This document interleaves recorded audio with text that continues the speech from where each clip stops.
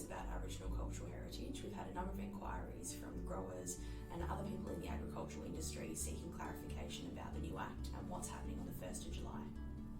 So Matilda, what is happening on the 1st of July? So the 1st of July is when the new Aboriginal Cultural Heritage Act of 2021 comes into effect.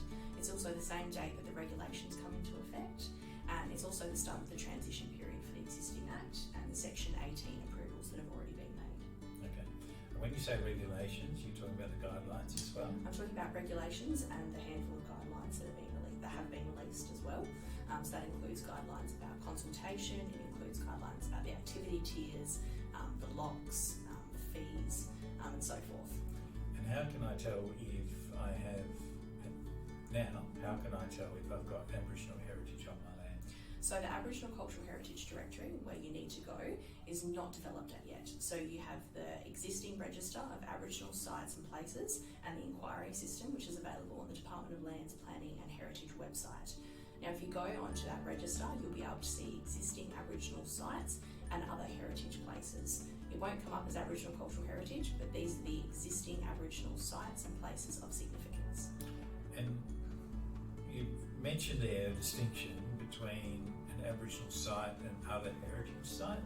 Yes. Well, what is that difference? So under the existing legislation, the Aboriginal Heritage Act of 1972, an Aboriginal site is an area of significance that requires a Section 18 consent in order for an activity to proceed on that area without causing harm to that Aboriginal site or place. An other heritage place is different in that it is registered on that register as a place that has some significance, but it's not necessarily a site that requires approval in order to undertake an activity.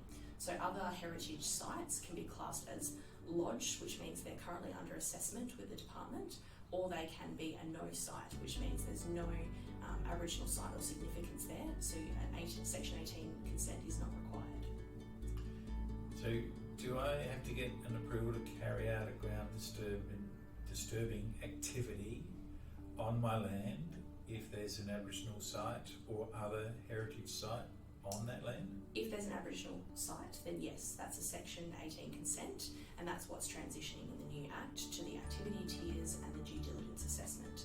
If it's another heritage site, you have to do a closer assessment on the register and determine whether it's being assessed or whether it's been confirmed that there's no site there. If it's been confirmed that there's no site, then you do not need to undertake an assessment or seek approval. Great, thanks Matilda. Thanks, Phil.